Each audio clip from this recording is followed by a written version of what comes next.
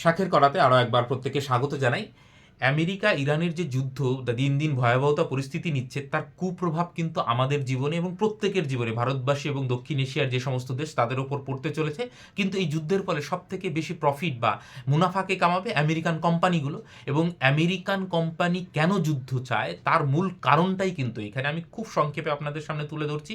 এই জন্যই আমি বারবার বলেছি আমার বিগত ভিডিওতে যে পশ্চিমী দুনিয়ার হেজিমনিতে ওই তাদের ফাঁদে আমরা কোনোদিন পা দেবো না। কারণ হেনরি কিসিঞ্জারের একটা বিখ্যাত উক্তি রয়েছে যে ভিয়েতনাম যুদ্ধের সময় তিনি বলেছিলেন যে আমেরিকার শত্রু হওয়া খারাপ, কিন্তু আমেরিকার মিত্র হওয়া তার থেকেও খারাপ। কারণ আমেরিকার যদি আপনি বন্ধু হন বা ইয়ে হন, মিত্র হন, তাহলে আপনার মৃত্যু নিশ্চিত। এবং তার আরও একটা বিখ্যাত উক্তি রয়েছে যে কোনো স্থায়ী বন্ধু, মানে জিও পলিটিক্সে কোনো স্থায়ী বন্ধু বা শত্রু নেই, শুধু তারা ইন্টারেস্ট দেখবে, মানে তাদের প্রফিটটা দেখবে। No permanent friend, no permanent enemy, only interest. তো এই যে পশ্চিমী দুনিয়ার হেজিমনি, এই যে বড় বড় জায়েন্ট কোম্পানিগুলো আমেরিকান সরকারটাকে চালায় এবং তাদের প্রফিটটা কীভাবে আসে, আপনারা যদি ক্রোনোলজি দেখেন তাহলে দেখতে পাবেন প্রথমে ভেনেজুয়েলা তার প্রেসিডেন্টকে ওঠালো, সেইখানকার সরকারকে নিয়ন্ত্রণ করলো। কারণ কি, ভেনেজুয়েলার মানে দেশের মধ্যে সব থেকে বেশি যে তেল সেইটা রিজার্ভ রয়েছে, তারা বিক্রি করতে পারছিল না আমেরিকান স্যাংশনের জন্য, কিন্তু তারা জানতো যে ইরানে আক্রমণ করব এবং ভেনেজুয়েলার তেল আমরা বিশ্বের বাজারে বিক্রি করবো। কারণ আক্রমণ করলে এখন দেখতেই পাচ্ছেন প্রতিটা সংবাদ মাধ্যম কথা বলছে জ্বালানির দাম বাড়বে, তেলের দাম বাড়বে।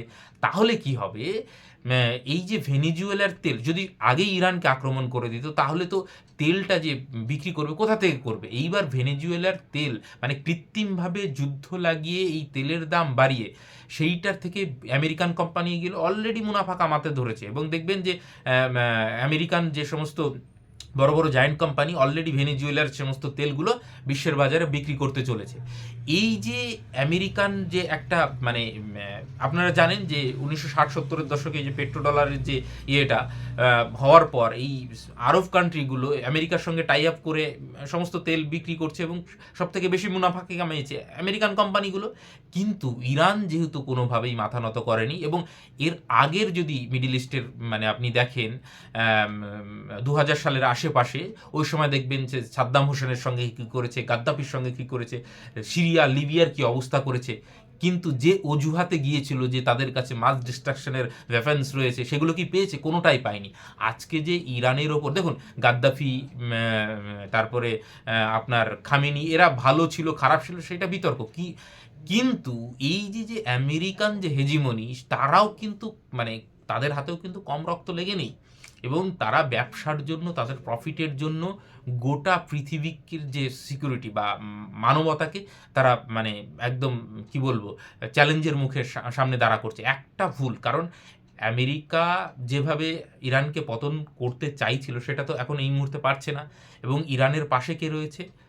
রাশিয়া রয়েছে অবভিয়াসলি, এবং চায়না রয়েছে। এবং ইরানকে দিয়ে চায়না এবং রাশিয়াকে কিছুটা টাইট করা, এবং আপনারা জানেন ইউক্রেনকে উস্কে উস্কে তারপরে রাশিয়ার সঙ্গে যুদ্ধ করালো এবং রাশিয়াকে কমজোর করালো। তো এই যে পুরো সিনারিওতে সবথেকে বেশি ইউক্রেনের যুদ্ধে প্রফিট কামিয়েছে আমেরিকান যে সমস্ত অস্ত্রশস্ত্র তৈরি করে, বোয়িং রয়েছে, লকহিড মার্টিন রয়েছে, এরা বড় বড় কন্ট্রাক্ট পেয়েছে। কারণ আমেরিকা যে টাকাটা ইউক্রেনকে দিয়েছে আপনারা শুনছেন, সেইগুলো টাকা কিন্তু অ্যাকচুয়ালি ইউক্রেনকে দেয়নি, দিয়েছে হচ্ছে আমেরিকান কোম্পানিকে। এবং আমেরিকান বড় বড় কোম্পানিগুলো লবিং করে যে তাহলে যুদ্ধাস্ত্র তৈরি করার জন্য যে এই টাকাটা আমাকে দাও বা এই টেন্ডারটা আমাকে পাইয়ে দাও। তো আমেরিকান যে সমস্ত কোম্পানি, সেগুলো আমেরিকান টাকা নিয়ে যুদ্ধাস্ত্র তৈরি করছে এবং ইউক্রেনকে সেগুলো দিচ্ছে। ইউক্রেনকে কিন্তু সেটা শোধ করতে হবে পরবর্তীকালে, ভালো করে বুঝুন, ধার হিসাবে দিচ্ছে। অতএব আবার এইখানে মিডিল ইস্টে যে পরিস্থিতি তৈরি করলো, এইটা এখন তো অনেকেই মানে আলোচনা করছে যে এটা আমেরিকার একটা মানে ষড়যন্ত্র ছিল, যে এইভাবে যুদ্ধ লাগিয়ে হরমুজ প্রণালী বন্ধ করে দিয়ে একটা তেলের ক্রাইসিস তৈরি করা এবং ভেনেজুয়েলার যে মানে বিশাল তেল ভাণ্ডার, সেইটাকে বিশ্বের বাজারে বিক্রি করে তাদেরকে মুনাফা কামানো। এবং যুদ্ধাস্ত্র তো রয়েইছে, এবং যুদ্ধ তৈরি হলে আজকে আরব কান্ট্রিগুলোর থেকে পয়সা নেবে। কারণ যেমন সৌদি আরব, দুবাই, ওমান, এসবের ওপর আক্রমণ হচ্ছে, তাহলে কি বলবে, তোমরাও যুদ্ধে অংশগ্রহণ করো। এবং এটাও কনস্পিরেসি থিওরি চলছে যে প্রথমে ইসরায়েল হচ্ছে আরব কান্ট্রিগুলোর উপর আক্রমণ করার জন্য বা ফলস আক্রমণ করেছে, এইরকমও থিওরি চলছে। তো এই বিষয়টা দেখুন, আমেরিকা এবং ইসরায়েলকে আপনি আলাদা করতে পারবেন না। আমেরিকার ভেসেল স্টেট হিসাবে ইসরায়েল কাজ করে, এমন নয় যে মানে তারা আলাদা আলাদা কাজ করে। এবং এই জায়গাটাই আপনি যদি খুব ভালো করে বোঝেন তাহলে দেখতে পাবেন যে আমেরিকা যাই করুক না কেন শুধুমাত্র তারা প্রফিটটা দেখে। ভারতের এথিক্স কিন্তু এর থেকে অনেক অনেক ফার বেটার। কারণ ভারতবর্ষ এবং প্রাচীন ইতিহাস থেকে আজ অব্দি যদি দেখেন, ভারতবর্ষ কিন্তু মানবতার বিরুদ্ধে গিয়ে এরকম কোনো পদক্ষেপ নেয়নি যেটা শুধুমাত্র তার প্রফিটের জন্য।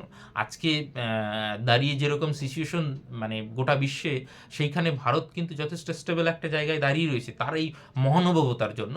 যদিও কিছু ফরেন পলিসিতে আপনার ক্রিটিসিজম থাকতেই পারে, কিন্তু তারপরেও দেখবেন যে ভারত কিন্তু তার যে মানে পুরনো যে গৌরব সেইটা ধরে রেখে, ঐতিহ্যটাকে ধরে রেখে, এবং আপনারা জানেন যে জওহরলাল নেহরুর সময় থেকে আমরা জোট নিরপেক্ষ নীতির দিকে গিয়েছিলাম। পরবর্তীকালে এই সাম্প্রতিক সময়ে কিছুটা একটু এদিক ওদিক হয়েছে। অনেকে মানে বলতে পারেন যে সাম্প্রতি যে ইউক্রেন ভিজিট সেটা নিয়ে অনেক সমালোচনা হয়েছে, এবং ট্রাম্প অ্যাডমিনিস্ট্রেশনের পক্ষ থেকে যে ধরনের বক্তব্য আসে যে 30 দিনের জন্য রাশিয়ান অয়েল কেনার আমরা ওয়েভার দিচ্ছি বা ছাড় দিচ্ছি, এগুলো কি মানে আমাদেরকে বা ভারতীয় হিসাবে একটা মানে তাদেরও আমাদের ওপর একটা সুপিরিয়র পাওয়ার রয়েছে এইরকম একটা ফিল করানোর চেষ্টা করে। কিন্তু আদতে আপনি যদি খুব ভালো করে দেখেন তাহলে এর আগে 50% ট্যারিফ কিন্তু দীর্ঘদিন লাগিয়েছে, ভারত কিন্তু তার কথা শোনেনি।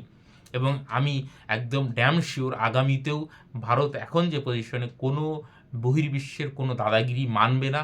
এবং যদি কোনো সরকার সেটা মানতে চায়, জনগণ কিন্তু মানবে না। জনগণ এতটুকু সচেতন এখন এই এই ইন্টারনেটের দৌলতে বা আপনার সমস্ত কিছুর দৌলতে, মডার্ন টেকনোলজির দৌলতে, যে আমেরিকান যে হেজেমনি সেইটা কিন্তু অন্তত ভারতবাসী হিসাবে কিন্তু আমরা কোনোদিনও মেনে নেব না। তো যাই হোক, দেখা যাক যে যুদ্ধ পরিস্থিতি কোন দিকে যায়। আমরা চাইবো যে যুদ্ধ দ্রুত শেষ হোক, কিন্তু সেটা তো আর আমাদের হাতে নেই। আমরা এই প্রভাব, যে কুপ্রভাব, সেটা কতটা আমাদের ওপর পড়ে সেটা পরবর্তীকালে মূল্যায়ন করা হবে। এবং এই মিডিল ইস্টে অস্থিরতা তৈরি করে আমেরিকান কোম্পানিগুলো যে মুনাফা কামাচ্ছে সেইটা কিন্তু আলটিমেটলি আমাদের ওপর দিয়েই যাবে। মানে আমাদের ট্যাক্সের টাকায় আমাদের এসে আমেরিকান জনগণ তো ট্যাক্স দেবেই, সেই সঙ্গে আমাদের কাছ থেকে তেলের দাম বাড়িয়ে তাদের মানে মুনাফাটা মানে ডাইরেক্ট না হলেও ইনডাইরেক্ট কিন্তু আমাদের কাছ থেকেও যাচ্ছে। অতএব এই বিষয়ে আমাদের একজন ভারতবাসী হিসাবে সচেতন থাকা উচিত। আমেরিকার হেজিমনির কাছে এবং পশ্চিমী দুনিয়ার হেজিমনির কাছে কিন্তু ভারতবর্ষ কোনোদিনও আগামীতে মাথা নত করবে না। Thank you.